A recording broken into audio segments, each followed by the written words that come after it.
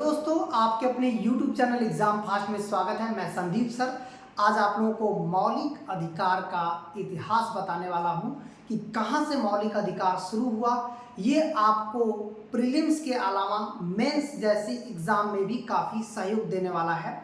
ये पूरा फैक्ट, जैसे मेंस लिखते समय आपके दिमाग में क्या क्या बातें होनी चाहिए, ये सभी यहाँ पर हम लोग बहुत अच्छे से व्याख्यात्मक तरीके से देखेंगे। तो चलिए हम लोग आते हैं आज मौलिक अधिकार के इतिहास के बारे में। आप मौलिक अधिकार तो जानते ही होंगे कि ये हमारा फंडामेंटल राइट है, ये अमेरिका के संविधान से लिया गया है।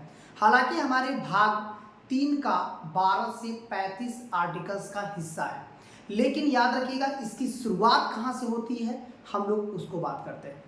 यदि इसकी शुरुआत होती है ब्रिटेन के एक सम्राट रहते हैं जॉन, उन्होंने ही 1215 में फंडामेंटल राइट की शुरुआत करते हैं एक अधिकार पत्र द्वारा, मतलब एक मैग्ना कार्टा जारी करते हैं। यह जारी वहाँ के मजदूरों के लिए किया जाता है। तो पहले हम लोगों को इसको फैक्ट में क्या क्या क्वेश्चन एग्जाम में पूछे जा सकते हैं उसकी बात करते हैं। तो यहाँ पर देखिएगा, मूल अधिकार सर्वप्रथम देखिए ब्रिटेन से सम्राट जॉन द्वारा 1215 में यहाँ पर एक अधिकार पत्र द्वारा लाया गया था, जिसे हम लोग बोलते हैं मैग्ना कार्टा। ठीक है, अब बात करते हैं कि ब्रिटिश नागरिकों को यह अधिकार एक कानून के तहत लिखित दस्तावेज बिल ऑफ राइट क्या था। बिल ऑफ राइट ब्रिटेन का एक लिखित दस्तावेज था, मतलब हमारा जो फंडामेंटल राइट था इसको हम लोग क्या किए, एक लिखित दस्तावेज बना दिए। तो ये कब हुआ था ऐसा, 1689 में ऐसा देखने को मिला, बिल ऑफ राइट एक प्रकार का बिल पास करके। ठीक है, अब देखिए यहाँ पर हमारा मौलिक अधिकार यहीं से शुरू होता है। मेंस राइटिंग करते समय भी आप आसानी से इसे पहले स्पष्ट रूप से बता सकते हैं। तो चलिए हम लोग आते हैं। इसके बाद फ्रांस में मूल अधिकार को लेकर वहाँ का जो सम्राट थे लुई 16वां, हालांकि बहुत बड़ा वहाँ संघर्ष हुआ।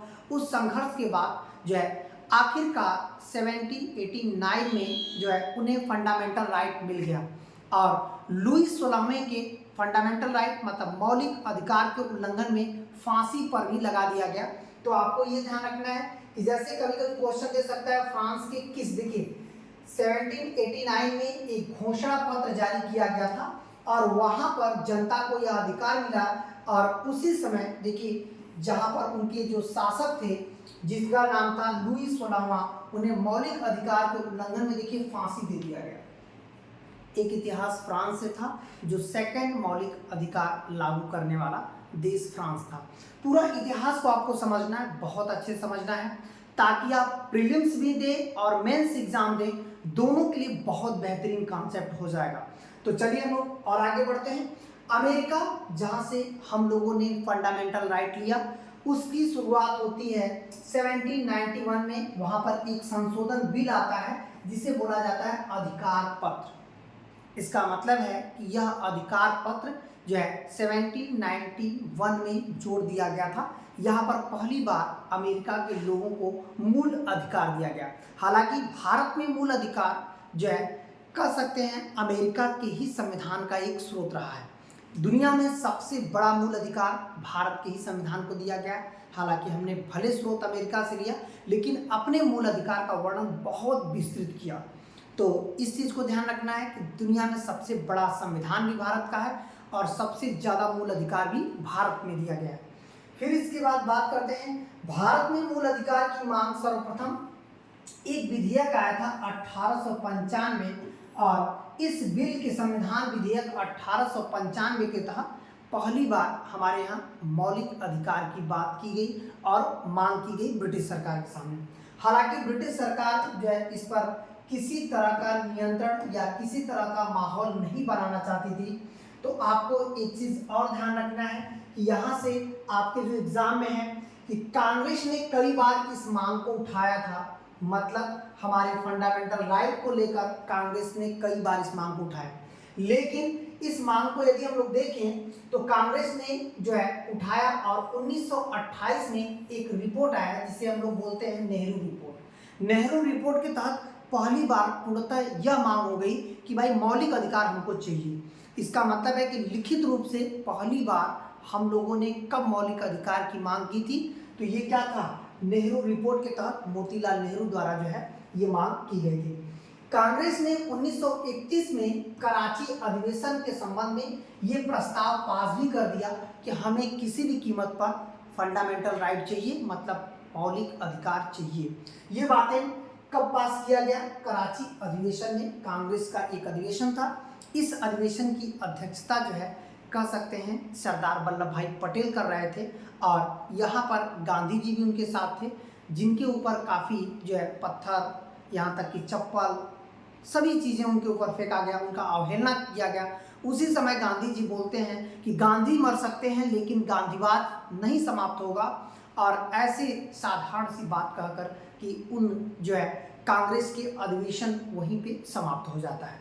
फिर बात करते हैं कि संसदीय समिति द्वारा इसे उस समय जो है 1931 में गांधी जी ने इस मांग को उठाया था, कब, जो दूसरा गोलमेज सम्मेलन चल रहा था, मतलब दूसरे गोलमेज सम्मेलन के दौरान भी इस बात को उठाया गया था, फंडामेंटल राइट भारतीयों को मिलना चाहिए।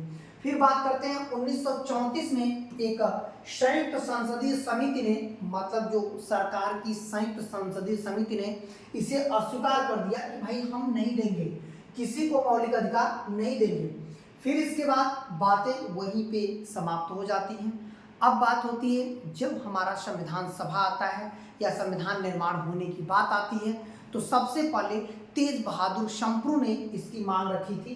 तो याद रखिएगा 1945 में तेज बहादुर शंप्रू ने संविधान के मूल अधिकार दिए जाने की वकालत सर्वप्रथम किया था। यदि जो हमारा संविधान लिखा जाने लगा था तो उस समय सबसे पहले मांग मौलिक अधिकार का किसने किया था, तो ये थे तेज बहादुर शंप्रू, और इन्होंने इस तरह के संविधान की मांग की थी, और संविधान सभा ने इनकी बात को स्वीकार भी कर लिया कि भाई ठीक है, हम मौलिक अधिकार के बारे में जरूर लिखेंगे, ऐसी कोई बात नहीं, जब संविधान का स्रोत लिया जाएगा तो मौलिक अधिकार उसमें जरूर उल्लिखित किया जाएगा। ये बाद में 1946 में गठित होने वाला संविधान सभा ने इस प्रस्ताव को स्वीकार कर लिया था। फिर इसके बाद संविधान सभा के द्वारा मूल अधिकार एक समिति बनाई गई जिसके अध्यक्ष वल्लभ भाई पटेल थे, और एक उप समिति बनाई गई जिसके अध्यक्ष जेबी कृपलानी थे, उप समिति के अध्यक्ष। और यह भाग कह सकते हैं कि इन्होंने पूरी तरह से मौलिक अधिकार का उल्लेख किया और किस तरह से स्रोत लाया जाता है, सब कुछ इसके अंतर्गत किया गया। यह भाग पूरे भारतीय संविधान का मैग्ना कार्टा कहा जाता है, यहाँ तक कि यह भाग 3 और अनुच्छेद 12 से 35 तक का उल्लेख है।